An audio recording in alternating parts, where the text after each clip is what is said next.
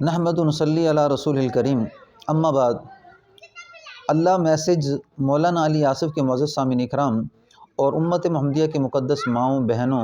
اور بیٹیوں، السلام علیکم ورحمۃ اللہ وبرکاتہ۔ اللہ آپ کو دنیا آخرت کی وہ ساری سعادتیں اور خوشیاں نصیب فرمائے جو اللہ سبحانہ و تعالیٰ اپنے نیک بندوں کو عطا فرماتے ہیں۔ آج جس موضوع پہ بات کریں گے وہ ہے کہ ایک مریض سوال کرتا ہے بار بار کہ میں جو آپ بتا رہے ہیں اس سے ٹھیک نہیں ہو رہا، اس کی وجہ کیا ہوتی ہے؟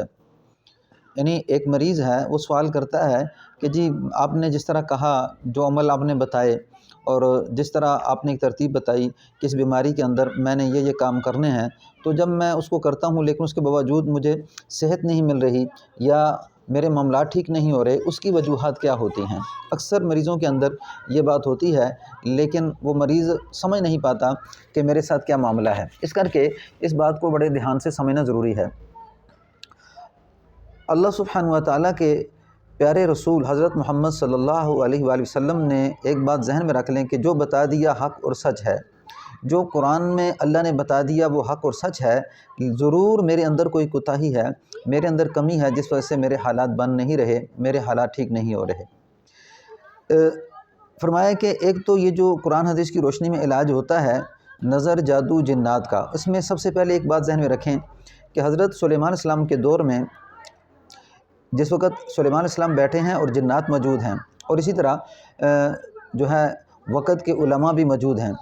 تو ملکہ بلقیس کا تخت بلوانے کے لیے سلیمان علیہ السلام نے ایک آواز لگائی اور میں کون ہے جو ملکہ بلقیس کا تخت میرے پاس لے آئے؟ تو ان میں سے ایک جن بولا،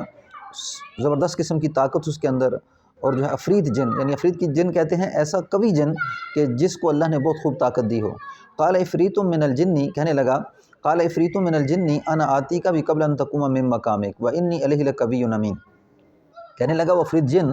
کہ میں انا آتی کا بھی قبل، کہ میں وہ تخت لے آؤں گا قبل اس کے کہ آپ اپنی جگہ سے نہیں اٹھیں گے تو وہ تخت آپ کے سامنے ہوگا، وانی علیہ لقوی امین، بے شک میں اس بات پہ مضبوط ہوں اور امین بھی ہوں، امانت دار بھی ہوں، کوئی چیز اس سے نکالوں گا نہیں۔ پھر دوسرا حضرت جو اس وقت عالم تھا اس نے کہا قال الذی عندہ علم من الکتاب، میں وہ تخت لے آؤں گا جس کو ہم نے کتاب دے رکھی تھی، عندہ علم من الکتاب انا آتی کا بھی قبل ان یرتد الیک طرفک، کہ آپ اپنی آنکھ بند کریں گے کھولیں گے تو تخت آپ کے سامنے ہوگا۔ تو وہ تخت وہ جو عالم تھا وہ لے کے آیا تھا، یعنی یہ کتاب کا علم رکھنے والا انسان ہے۔ تو یہ جو کتاب کا علم اللہ نے دیا ہے، العلماء ورثۃ الانبیاء، علماء نبیوں کے وارث ہیں، تو یہ بہت بڑی طاقت ہے۔ جو قرآن حدیث کی روشنی میں نظر، جادو، جنات کا علاج آتا ہے، اس کے اندر پوری تفصیل ہے اور انسان کو اپنے آپ کو ٹھیک کرنا ضروری ہے کہ میں نے یہ علاج کس طرح کروانا ہے، اس کو سمجھنا ضروری ہے۔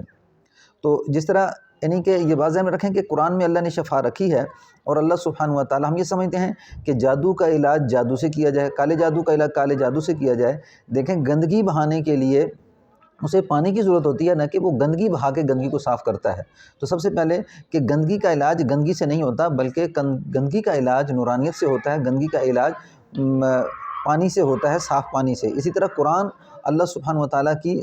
دی ہوئی ایک ایسی عطا ہے کہ جو بہت ہی عظیم ہے، اور اب یہ سمجھ کے نہیں کرے گا تو یہ پھنس جائے گا۔ تو یعنی یہ ہمارے پاس دلیل کہ قرآن جس کو اللہ نے دیا وہ جنات کے مقابلے میں اللہ سبحانہ و تعالیٰ نے اسے بہت بڑی طاقت دی ہے۔ آگے ویڈیو کو بولنے سے پہلے اگر آپ چینل پر نئے ہیں تو چینل کو ضرور سبسکرائب کر دیں، بیل آئیکن کے بٹن کو دبا دیں تاکہ آئندہ آنے والی ویڈیو میری آپ تک پہنچتی رہے۔ تو پھر آگے دوسری ایک حدیث ہے جس کا کوئی مفہوم یہ ہے کہ آپ صلی اللہ علیہ وسلم کے پاس ایک صحابی آئے اور اس نے اپنے بھائی کے بارے میں شکایت کی، فرمایا اللہ کے رسول میرے بھائی کے پیٹ میں درد ہے، تو آپ نے فرمایا اسے شہد پلاؤ۔ کچھ دیر کے بعد فرمایا اللہ کے رسول شہد پلایا، آرام نہیں ہو رہا، فرمایا پھر شہد پلاؤ، حتیٰ کہ دوسری دفعہ، پھر تیسری دفعہ، اس طرح وہ آیا بار بار۔ تو آپ نے فرمایا آخری اس وقت آیا تو فرمایا کہ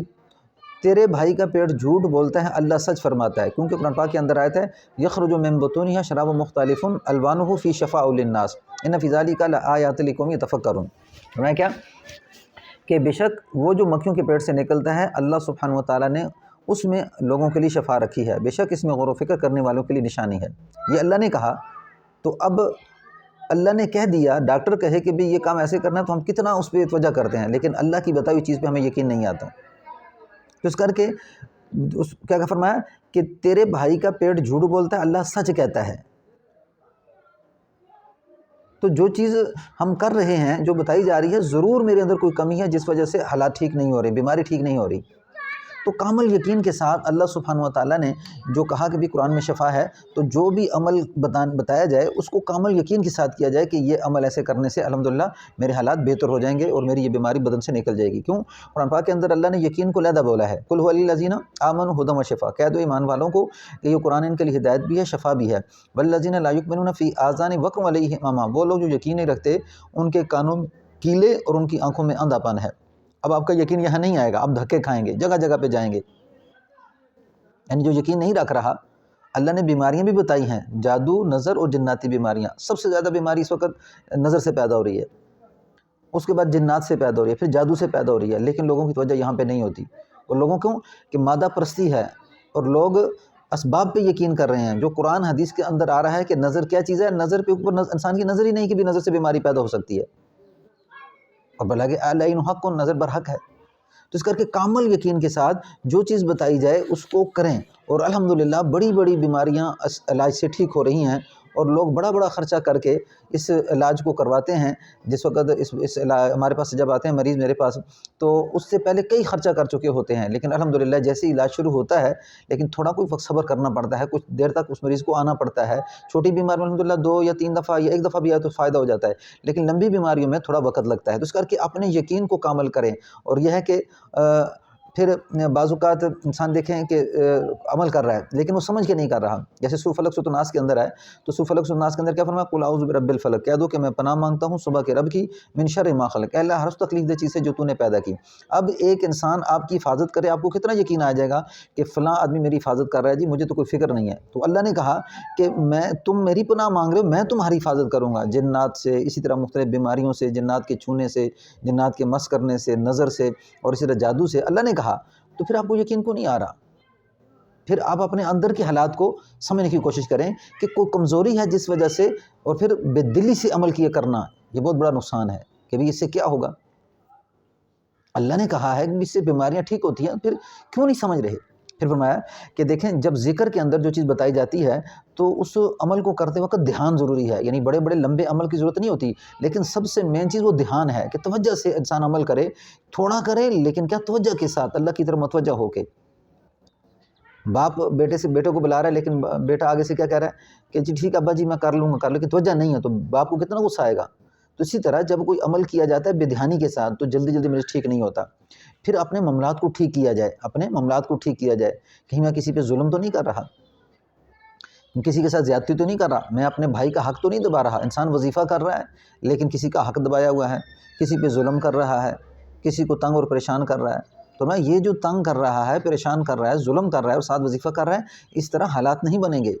تو اپنے معاملات پہ نظر رکھنا کہ جو بھی معاملات ہیں میرے اللہ سبحانہ و تعالیٰ کے ساتھ، کہیں اس میں میری گڑبڑ تو نہیں ہے۔